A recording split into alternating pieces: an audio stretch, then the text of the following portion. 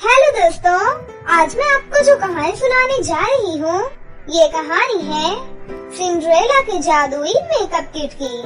तो चलिए दोस्तों, देखते हैं आज की ये कहानी। बहुत समय पहले की बात है। राउजी नगर के राज्य में सभी लोग अपना जीवन खुशी खुशी गुजारा करते थे। उसी राज्य में एक सिंड्रेला नाम की लड़की अपनी सौतेली माँ और सौतेले भाई के साथ रहती थी। सिंड्रेला की माँ के मर जाने के बाद उसके पिता ने दूसरी शादी कर ली थी। इसी वजह से सिंड्रेला को उसकी सौतेली माँ और सौतेले भाई के साथ ही रहना पड़ता था। सिंड्रेला के पापा जब भी काम पर चले जाते थे, तब उसकी सौतेली माँ अनीका उससे बहुत काम करवाती थी। अनीका बस अपने बेटे विकी को ही प्यार करती थी। समय के साथ साथ दोनों बड़े हो गए। सिंड्रेला ने तो बचपन से ही बस घर का काम ही किया था और अभी भी उसे घर का काम ही करना पड़ता था। लेकिन विकी ने अपना एक ब्यूटी पार्लर खोल लिया था, जिसमें वो लोगों का मेकअप किया करता था। थोड़े समय में ही विकी के पास अच्छे खासे ग्राहक आने लगे। अब उसकी अच्छी खासी कमाई भी हो जाती थी। लेकिन सिंड्रेला तो पूरे दिन घर के कामों में ही व्यस्त रहती थी। अनीका उससे बैल के कोल्हू के जैसा काम करवाती थी। एक दिन की बात है, विकी अपनी माँ के लिए एक बहुत ही सुंदर सा मेकअप किट लाता है और अपनी माँ को दिखाते हुए कहता है, माँ देखो ना, मैंने ये आपके लिए मेकअप किट खरीदा है। बहुत महंगा है, बताओ जरा कैसा है। अरे वाह, ये तो कोई महंगे ब्रांड का मेकअप लग रहा है। वहीं पर सिंड्रेला भी झाड़ू लगा रही थी। उसे भी मेकअप किट बहुत अच्छा लगता है। वो विकी से कहती है, विकी, माँ के पास तो बहुत सारे मेकअप किट है ना, एक मुझे भी दे दो ना, मेरा भी मन करता है मेकअप लगाने का। सिंड्रेला की ये बात सुनते ही विकी को बहुत गुस्सा आ जाता है। तभी अनीका कहती है, तू यहाँ अपना काम कर रही है या हम दोनों की बातें सुन रही है? मेरा बेटा तेरी तरह मुफ्त की रोटियाँ नहीं तोड़ता, समझी? अपना कमाता है, उसी से अपना और मेरा सामान खरीदता है। तेरी तरह दूसरों के भरोसे थोड़ी नहीं पड़ा रहता। लेकिन माँ, मैं तो चाहती हूँ कि मैं बाहर जाकर कमाऊँ, पर आप ही मुझे बाहर नहीं जाने देती हो। आप तो मुझे विकी के पार्लर तक भी नहीं जाने देती हो। चुप कर, मेरे से ज्यादा जुबान चलाने की जरूरत नहीं है। जो काम कर रही है चुपचाप कर, फालतू की बकवास मत कर। और आइंदा से हम दोनों माँ बेटे के बीच की बात सुनने की कोई जरूरत नहीं है। फिर सिंड्रेला वहाँ से चली जाती है। अनीका और विकी कभी सिंड्रेला को पार्लर में नहीं जाने देते थे। सिंड्रेला को भी मेकअप करना बहुत अच्छे से आता था। उसका भी पार्लर जाकर लोगों का मेकअप करने का बहुत मन रहता था, पर अपनी सौतेली माँ की इजाजत के बगैर कैसे जा सकती थी। वो बेचारी उदास होकर अपने कमरे में चली जाती है और मन ही मन सोचती है, मेरा भी हमेशा से एक ही सपना था कि मैं एक पार्लर खोलूं और लोगों को सुंदर सुंदर मेकअप करूं, लेकिन शायद मेरी किस्मत में ये सब नहीं है। पता नहीं विकी और माँ मुझसे क्यों नफरत करते हैं। मैं तो उनकी सारी बातें मानती हूँ, फिर भी माँ मुझसे नफरत करती है। और पिताजी को तो काम से ही फुर्सत नहीं है, वो भी भला मुझ पर क्या ध्यान देंगे। ऐसा सोचते सोचते सिंड्रेला की आँख लग जाती है और वो सो जाती है। थोड़ी देर बाद अनीका वहाँ आती है और जोर से चिल्लाने लगती है, घर में सारे काम पड़े हैं और ये महारानी खर्राटे ले रही है। उठ जल्दी, मुझे और मेरे बेटे को भूख लगी है। हमारे लिए जल्दी से खाना बना। आजकल मैंने डांटना क्या कम कर दिया, तू तो मेरे सर चढ़ने लगी। सिंड्रेला फटाफट उठती है और काम में लग जाती है। आज सफाई करते करते सिंड्रेला का मन करता है कि वो अपनी माँ की अलमारी खोल कर देखे। वो मन ही मन सोचती है, आज तक कभी किसी ने माँ की अलमारी नहीं खोली, मुझे तो मेरी माँ का चेहरा ठीक से याद भी नहीं है, लेकिन उनके सामान देखती हूँ। ऐसा सोचकर सिंड्रेला अलमारी खोलकर देखने लगती है। अंदर उसके बचपन की कुछ फोटो और उसकी माँ के पुराने कपड़े रखे हुए थे। इन सब के बीच में एक चीज चमक रही थी। सिंड्रेला फट से उसे उठा लेती है। अरे वाह, ये तो मेकअप किट है और वो भी इतना सुंदर है। ये देखने में तो बिल्कुल भी पुराने जैसा नहीं लग रहा। तभी उस मेकअप किट से एक आवाज आती है, सिंड्रेला, मुझे कोई साधारण मेकअप किट मत समझना। मैं एक जादुई मेकअप किट हूँ। तुम्हारी माँ मेरा इस्तेमाल किया करती थी, लेकिन तुम्हारी माँ के मरने के बाद आज तक मुझे किसी ने यहाँ से निकाला ही नहीं था। पर आज तुमने मुझे यहाँ से निकाला, इसलिए आज से मैं तुम्हारी गुलाम हो गई। तुम्हें मुझसे जो भी चीज चाहिए होगी तो मुझसे बताना, मैं तुम्हारी सारी इच्छा पूरी करूँगी। सिंड्रेला ये सब सुनकर बहुत ही ज्यादा खुश होती है। अब तो उसकी खुशी का कोई ठिकाना ही नहीं था। अच्छा, अगर ये सच है तो जल्दी जल्दी पूरे घर का काम कर दो और बहुत स्वादिष्ट स्वादिष्ट भोजन भी बना दो। सिंड्रेला के इतना कहते ही सिंड्रेला के पूरे घर का काम हो जाता है और किचन से बहुत स्वादिष्ट खाने की खुशबू आने लगती है। सिंड्रेला दौड़कर किचन में जाती है तो वहाँ पर बहुत सारा स्वादिष्ट स्वादिष्ट भोजन बना हुआ रखा था। वो तुरंत अपने भाई और माँ के लिए खाना परोस देती है। खाना इतना जल्दी बना हुआ देख अनीका कहती है, क्या बात है, मेरी डांट सुनने के बाद तेरे अंदर फुर्ती आ गई क्या? तूने तो बड़ी जल्दी खाना बना दिया और घर भी सारा साफ लग रहा है। सिंड्रेला कुछ नहीं कहती है और मुस्कुराकर वापस अपने कमरे में आ जाती है। काफी दिनों तक ऐसे ही चलता रहता है। एक दिन सिंड्रेला की सुबह 6 बजे आँख खुलती है। फिर वो सोचती है, अरे अभी तो 6 ही बजे हैं, दोबारा सो जाती हूँ। वैसे भी घर का काम कौन सा मुझे करना है। ऐसा सोचकर सिंड्रेला फिर से सो जाती है। अब 10 बज जाते हैं, लेकिन उसकी आँख नहीं खुलती। दूसरी तरफ जब विकी तैयार होकर ब्रेकफास्ट के लिए आता है तो वो देखता है कि सिंड्रेला तो अभी तक सोकर उठी ही नहीं है। ये सब देख उसे बहुत गुस्सा आता है और वो अपनी माँ के पास जाकर कहता है, माँ, तुम्हें उस लड़की को इतना सर पर नहीं चढ़ाना चाहिए। मेरे पार्लर जाने का समय हो गया है, लेकिन उस लड़की ने अभी तक ब्रेकफास्ट रेडी ही नहीं किया। अब आप ही बताइए, क्या मैं भूखे पार्लर जाऊँ? अनीका को विकी की ये बात सुनकर बहुत गुस्सा आ जाता है और वो सिंड्रेला के कमरे में जाती है और एक बाल्टी पानी लाकर उसके ऊपर डाल देती है। सिंड्रेला एकदम से उठती है और अपनी माँ और भाई को देखकर थोड़ी डर जाती है। मुझे माफ कर दो माँ, प्लीज प्लीज मुझे माफ कर दो। अनीका सिंड्रेला का बाल पकड़कर उसे किचन में ले जाती है और कहती है, मैं यहाँ पर खड़ी हूँ, फटाफट मेरे बेटे के लिए नाश्ता बना। अनीका के सामने सिंड्रेला मेकअप किट से जादू नहीं करवा सकती थी, इसलिए सिंड्रेला खुद ही जल्दी जल्दी ब्रेकफास्ट बनाने लगती है। जल्दबाजी में उसके हाथ से बनी बनाई हुई चाय गिर जाती है और वो चाय अनीका के पैरों पर लग जाती है। अनीका के पैर जल जाते हैं। बदतमीज लड़की, तूने जानबूझकर किया है ना? क्योंकि मैंने तुझे डांटा, वो सब बहुत हो गया। अब मैं तुझे इस घर में एक पल और बर्दाश्त नहीं कर सकती। और रही बात तेरे बाप की, तो मेरे आगे वैसे भी उसकी जुबान नहीं खुलती। अभी के अभी निकल जा मेरे घर से। नहीं माँ, आप ये क्या बोल रही हो? आप लोगों के अलावा मेरा इस दुनिया में और कोई नहीं है। मैं कहाँ जाऊँगी? लेकिन अनीका सिंड्रेला की एक नहीं सुनती और उसे धक्के मार कर घर से बाहर निकाल देती है। सिंड्रेला पूरे दिन घर के आसपास भटकती रहती है। पता नहीं माँ ने मुझे घर से क्यों निकाल दिया। अरे हाँ, मुझे तो चिंता करने की कोई जरूरत ही नहीं है। मेरे पास तो जादुई मेकअप किट है, लेकिन वो तो मेरे कमरे में है। मैं घर के अंदर कैसे जाऊँ? सिंड्रेला बहुत हिम्मत करके दरवाजा खटखटाती है।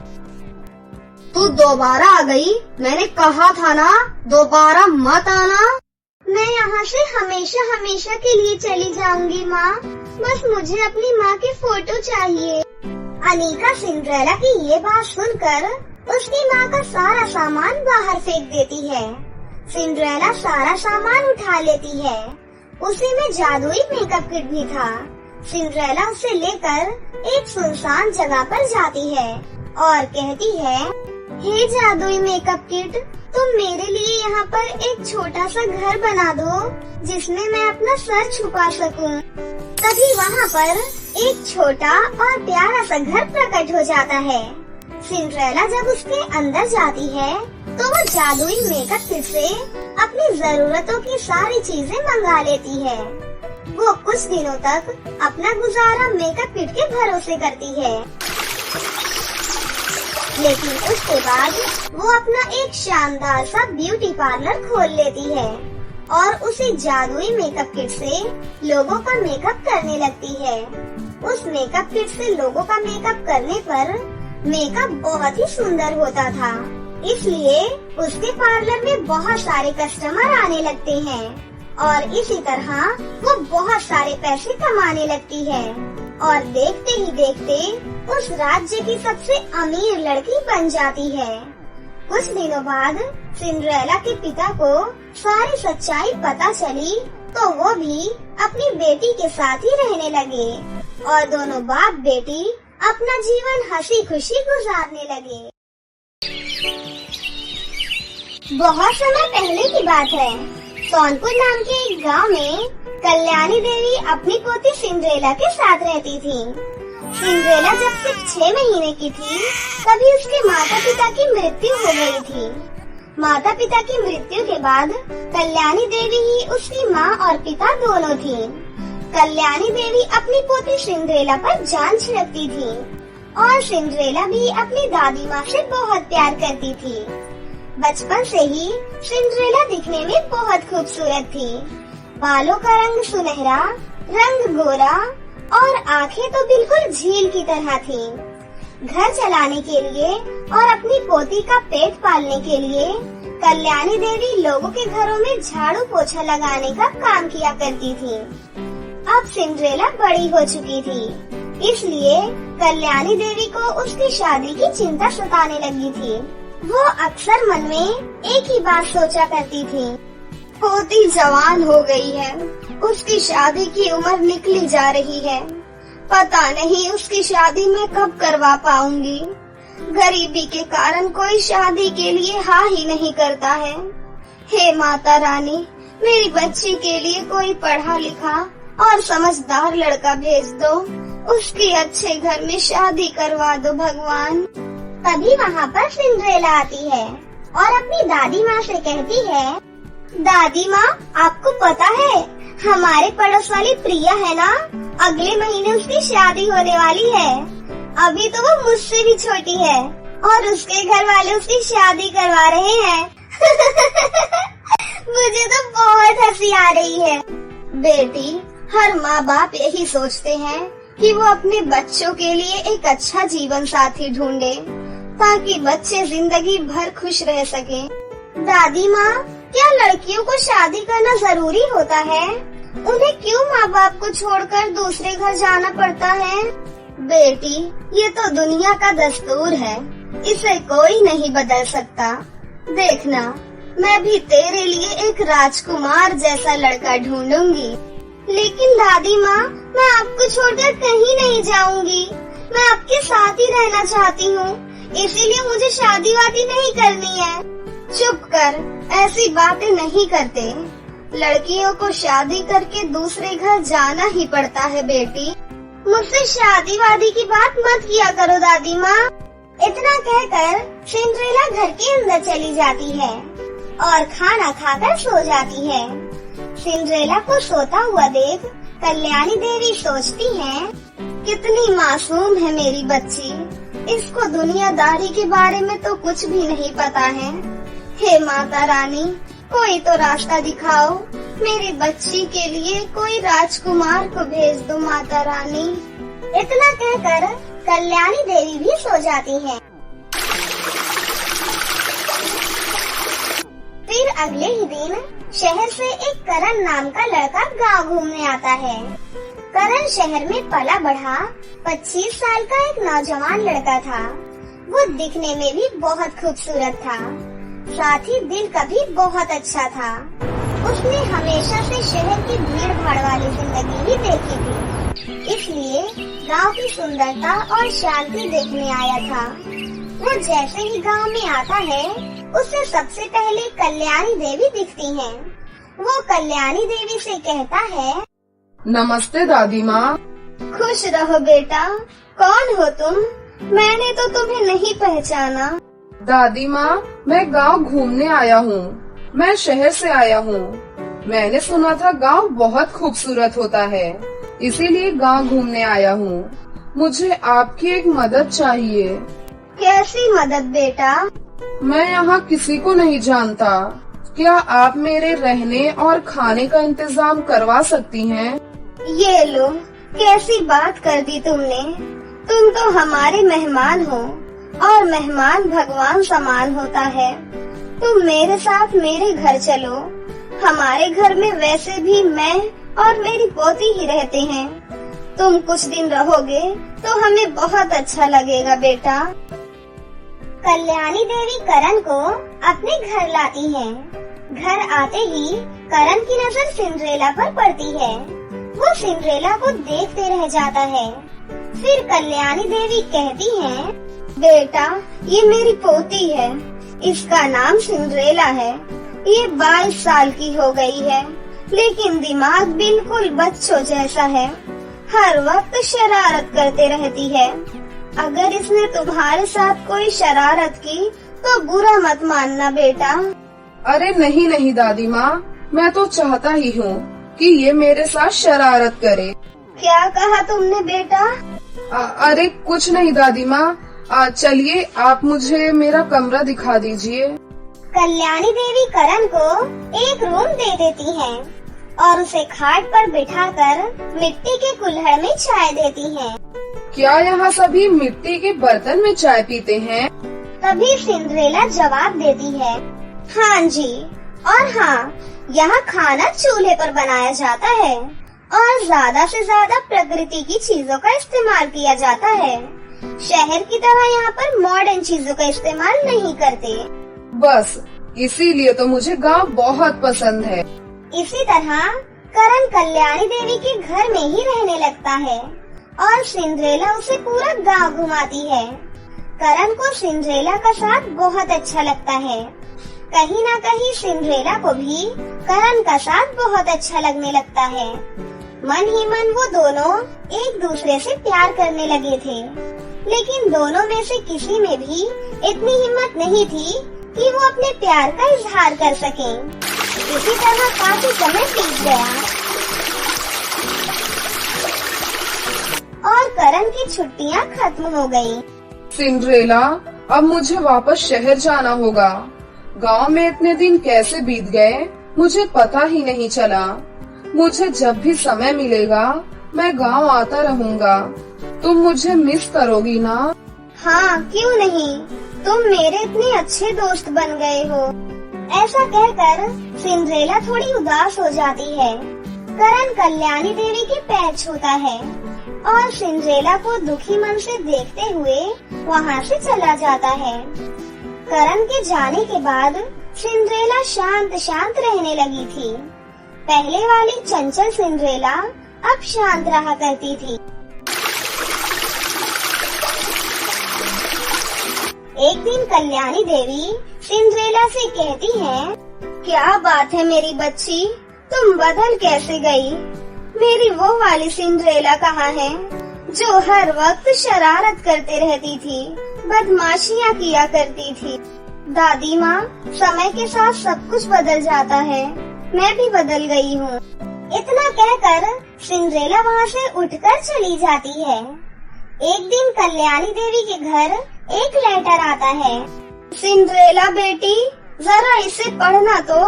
पता नहीं हमें किसने चिट्ठी भेजी है। सिंड्रेला लेटर पढ़ती है। वो लेटर करण का था। उसमें लिखा था कि अगले सोमवार को करण उन लोगों से मिलने आ रहा है।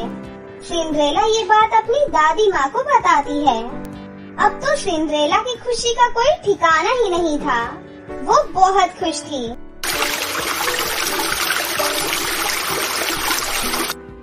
फिर सोमवार को करण उन लोगों से मिलने आता है। दोनों एक दूसरे से मिलकर बहुत खुश होते हैं। इस बार वो दोनों अपने प्यार का इजहार कर देते हैं। सिंड्रेला, ये 1 महीना मैंने तुम्हारे बगैर कैसे गुजारा है, ये सिर्फ मैं ही जानता हूँ। मैंने भी तुम्हें बहुत मिस किया। अब तुम मुझे छोड़कर कभी नहीं जाओगे ना? मुझे जाना तो पड़ेगा, लेकिन तुम चिंता मत करो। इस बार मैं जब भी आऊँगा सीधा बारात लेकर आऊँगा। सिंड्रेला बहुत खुश हो जाती है। फिर कुछ दिन रहकर करण वापस चला जाता है। दूसरी तरफ कल्याणी देवी को सिंड्रेला और करण के प्यार के बारे में कुछ नहीं पता था। इस बात से अनजान वो सिंड्रेला के लिए एक अच्छा रिश्ता ढूंढ रही थी। गांव के सरपंच का बेटा सिंड्रेला की खूबसूरती का दीवाना था। उसको सिंड्रेला से प्यार नहीं था, सिर्फ उसकी खूबसूरती से प्यार था। इसलिए वो कल्याणी देवी से सिंड्रेला का हाथ मांगता है। कल्याणी देवी तो बहुत ही ज्यादा खुश हो जाती है। अरे वाह, मेरी पोती के लिए सरपंच के बेटे का रिश्ता आया है। मेरे लिए इससे अच्छी बात और क्या हो सकती है। मैं अभी ये खुशी की बात सिंड्रेला को बता कर आती हूँ। कल्याणी देवी सिंड्रेला के पास जाती है और उसे सारी बात बताती है। सारी बात जानकर सिंड्रेला के पैरों तले जमीन खिसक जाती है, क्योंकि वो सरपंच के बेटे को अच्छे से जानती थी। नहीं दादी माँ, मैं सरपंच के बेटे से शादी नहीं करूँगी। वो बिल्कुल अच्छा लड़का नहीं है। हमारे स्कूल के बाहर वो लड़कियों को छेड़ता था। कल्याणी देवी को लगता है कि सिंड्रेला शादी नहीं करना चाहती, इसलिए वो ऐसा बोल रही है। तुम पागल हो गई हो क्या? तुम्हारे दिमाग में जो आ रहा है तुम बके जा रही हो। तुम्हारी शादी सरपंच के बेटे से ही होगी और अगले हफ्ते ही होगी। इतना कहकर कल्याणी देवी चली जाती है। सिंड्रेला को कुछ समझ में नहीं आता कि अब वो क्या करे। वो करण को चिट्ठी लिखती है। उस चिट्ठी में सिंड्रेला सब कुछ लिखती है और उसे डाक घर में दे आती है।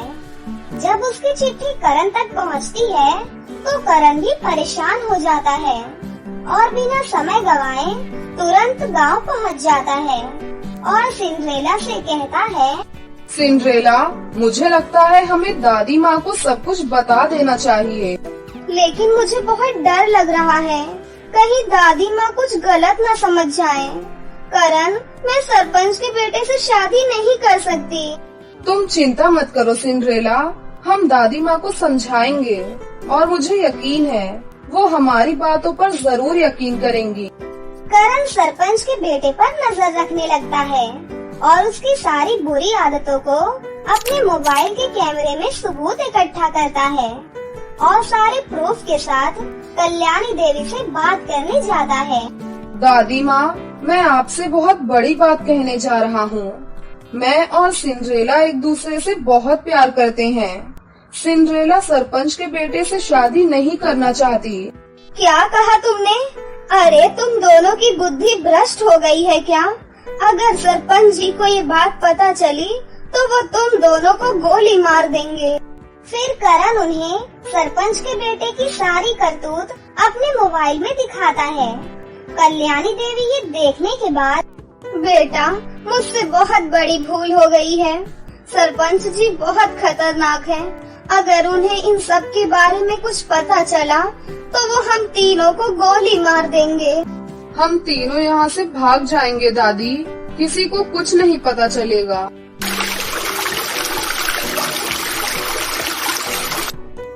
उसी रात करण, कल्याणी देवी और सिंड्रेला अपना सामान बांधकर भागने लगते हैं। लेकिन तभी सरपंच के कुछ आदमी उन्हें देख लेते हैं और उन्हें पकड़ लेते हैं। और एक कमरे में कैद कर देते हैं। हम तो और ज्यादा फंस गए। कल सुबह तक सरपंच को सब कुछ पता चल जाएगा और वो हम तीनों को मार डालेगा। हे माता रानी, अब आप ही हमारी मदद कीजिए। मैं अपनी पोती को गलत हाथ में नहीं जाने दे सकती। मैं उसके बारे में कुछ नहीं जानती थी, इसलिए मैंने उससे शादी के लिए हाँ की थी।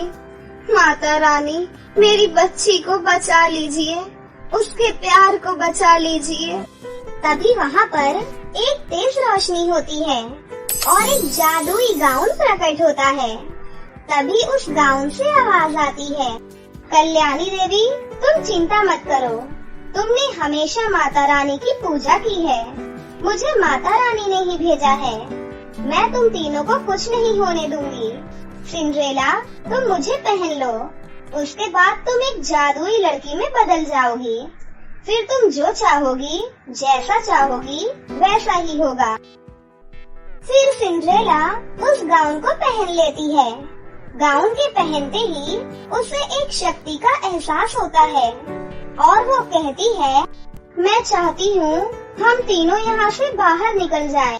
सिंड्रेला के इतना कहते ही वो लोग उस कैद से बाहर निकल जाते हैं और सरपंच का खतरा उन पर से टल जाता है। फिर वो तीनों जादुई गाउन की मदद से सही सलामत शहर पहुँच जाते हैं। दादी माँ, आपका बहुत बहुत शुक्रिया, आपने हमें समझा। बेटा, मैं तुम्हें बहुत अच्छे से जानती हूँ। तुम मेरी पोती को बहुत खुश रखोगे। जीवन भर मेरी पोती का साथ देना बेटा। हाँ दादी माँ। उसके बाद कल्याणी देवी करण और सिंड्रेला की शादी करवा देती हैं। फिर वो तीनों शहर में ही अपना जीवन हंसी खुशी गुजारने लगते हैं। एक बार की बात है, सुरेशपुर नाम के एक गांव में एक पायल नाम की लड़की रहा करती थी। उसके परिवार में उसकी मम्मी और उसके पापा थे। पायल का परिवार गरीब था, लेकिन पायल एक बहुत ही अच्छी लड़की थी। वो सच्ची, ईमानदार और नर्म दिल की लड़की थी। पायल के पिता दिनेश दूसरों के यहाँ काम करके अपने परिवार का गुजारा किया करते थे। फिर एक दिन पायल खाना बनाने के लिए जंगल में सूखी लकड़ियों को लेने के लिए जा रही थी। तब उसे एक भी सूखी लकड़ियाँ नहीं दिखाई देती हैं। सूखी लकड़ियों की खोज में पायल और आगे चलती रहती है। तभी पायल को एक बहुत तेज रोशनी दिखाई देती है। पायल उस रोशनी की तरफ चलते रहती है। थोड़ी दूर और आगे चलने के बाद पायल को एक बहुत बड़ा राजमहल दिखाई देता है, जिसे देखकर पायल बोलती है, वाह, ये कितना बड़ा महल है और यहाँ पर तो कोई भी नहीं दिखाई दे रहा है। क्या ये राजमहल खाली है? मैं इस महल को देखने के लिए अंदर चलती हूँ। इतना बोलकर पायल महल के अंदर चली जाती है। महल के अंदर जाते ही पायल अपने सामने बहुत सारे लहंगे देखकर हैरान हो जाती है। पायल के सामने बहुत सारे लहंगे रखे हुए थे। अरे, यहाँ पर तो इतने सारे लहंगे रखे हुए हैं, लेकिन कहीं भी कोई भी दिखाई नहीं दे रहा है। हर तरफ तो सिर्फ लहंगे ही लहंगे दिखाई दे रहे हैं। इतने सुंदर और रंग बिरंगे लहंगे भला किसके हो सकते हैं? लेकिन यहाँ पर तो कोई इंसान भी नहीं दिखाई दे रहा है। और आगे चलकर देखती हूँ, क्या पता कोई मिल जाए। इतना बोलकर पायल यहाँ वहाँ घूमने लगती है। तभी उस राज्य का राजा उसे दिखाई देता है। राजा को देखकर पायल डर जाती है और राजा से बोलती है, मुझे माफ कर दीजिए, मुझे नहीं पता था कि आप इसमें होंगे। कोई बात नहीं बेटी, तुम यहाँ पर क्यों आई हो? मुझे नहीं पता कि मैं यहाँ कैसे आ गई हूँ, लेकिन आप कौन हैं? क्या आप यहाँ के राजा हैं? हाँ बेटी, मैं इस राज्य का राजा हूँ। तुम मुझसे डरो मत। महाराज, आपके सिवा और कोई नहीं रहता क्या यहाँ पर? और मैंने देखा कि उस कमरे में बहुत सारे लहंगे रखे हुए थे। वो सब लहंगे किसके हैं? बेटी, इन सब के पीछे बहुत लंबी कहानी है। महाराज, आप मुझे बताइए कैसी आपकी कहानी है? तो सुनो मेरी कहानी। बहुत समय पहले की बात है। मेरी 5 रानियां हुआ करती थी। फिर एक दिन मैं जब जंगल से जा रहा था तो मुझे एक बहुत ही सुंदर युवती पसंद आ गई। मैं उससे शादी करना चाहता था। फिर मैं अपने राजमहल में आकर अपनी रानियों को ये बात बताता हूँ। मेरी रानियों, मुझे जंगल में एक बहुत ही सुंदर युवती पसंद आ गई है। मैं उससे अगले ही सप्ताह शादी करने वाला हूँ। आप लोग उसकी तैयारियाँ कीजिए। ठीक है महाराज। 4 रानियां शादी की तैयारियां करने में लग जाती हैं, लेकिन एक रानी शादी की तैयारी नहीं करती है और वो बोलती है, नहीं, ऐसा कभी नहीं हो सकता है। अब महाराज को मैं और शादी नहीं करने दूंगी। महाराज पहले से ही 5 शादी कर चुके हैं। इतनी शादियाँ क्या कम हैं कि महाराज को और शादी करनी है? लेकिन महाराज को शादी करने से कैसे रोक सकती हूँ? मुझे कुछ ना कुछ तो करना ही होगा। रानी रात भर शादी रोकने के लिए प्लान बनाती रहती है। तभी उसके दिमाग में एक अच्छा उपाय आता है। अगले ही दिन रानी एक जादूगरनी के पास जाती है और कहती है, सुनो जादूगरनी, मुझे तुम्हारी मदद चाहिए। उसके बदले में तुम मुझसे चाहे जो भी ले सकती हो। हीरे, मोती, सोना, चांदी, जवाहरात, जो चाहे तुम मुझसे मांग लेना, लेकिन तुम्हें मेरी मदद करनी होगी। इतना सब आप मुझे देने के लिए तैयार हो? आखिर आपका काम क्या है महारानी? आप मुझे बताइए तो सही कि आपका काम क्या है। आप कहें और मैं ना करूं, ऐसा तो कभी हो ही नहीं सकता है। महाराज को एक बहुत ही अच्छी लड़की पसंद आ गई है और महाराज उस लड़की से शादी करना चाहते हैं। मैं चाहती हूँ कि महाराज उस लड़की से शादी ना करें। तो जादूगरनी, मैं चाहती हूँ कि तुम कुछ ऐसा करो कि महाराज उससे शादी ही ना कर सके। ठीक है महारानी, इसके लिए तो कुछ सोचना होगा। आप जाइए, कल सुबह में मैं आपको बता दूंगी कि काम हो पाएगा कि नहीं। ठीक है जादूगरनी, मैं तो इंतजार कर लूंगी, लेकिन तुम्हें इस बात का ख्याल रहे, अगर मेरा काम नहीं हो पाया तो तुम समझ लेना, तुम्हें हमेशा के लिए इस राजमहल से निकाल दूंगी मैं। महारानी, आप चिंता मत करिए, मैं आपके लिए कुछ न कुछ रास्ता जरूर निकाल दूंगी। ठीक है जादूगरनी, मैं भी यही सोच रही हूँ। अच्छा, मैं चलती हूँ, कल सुबह तुम्हारे पास फिर से आऊंगी। फिर अगले दिन सुबह होने पर रानी फिर से जादूगरनी के पास आती है और जादूगरनी से बोलती है, अरे जादूगरनी, तुम कहाँ हो? मेरा काम हुआ या नहीं? जी रानी, आपका काम हो गया है। मैंने तो पहले ही कहा था कि आप कहें और मैं ना करूं। भला ऐसा तो कभी हो ही नहीं सकता है। ये लीजिए, ये एक जादुई पानी है। रानी, ये जादुई पानी को उस लड़की के लहंगे पर डाल देना। जैसे ही तुम इस जादुई पानी को लहंगे पर डालोगी, वो लड़की एक लहंगे में बदल जाएगी। अच्छा ठीक है जादूगरनी, अब मैं चलती हूँ। जब मेरा काम हो जाएगा तब मैं तुम्हें ढेर सारे सोना, चांदी, हीरे, मोती जो चाहो मुझसे ले सकती हो। इतना बोलकर रानी एल्सा वो पानी लेकर राजमहल में लौट आती है।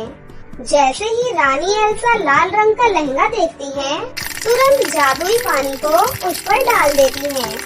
फिर जैसे ही नई रानी उस लहंगे को पहनती है, वो खुद एक लहंगे में बदल जाती है। और जैसे ही बाकी 5 रानियां उन लहंगों को पहनती हैं, वो सभी लहंगे में बदल जाती हैं। और जैसे ही राजा ये देखता है कि उसकी रानियां एक लहंगे में बदल गई हैं, तो राजा बहुत ही उदास हो जाता है और कहता है, अरे ये कैसे हो गया? मेरी सारी रानियां एक लहंगे में कैसे बदल गईं?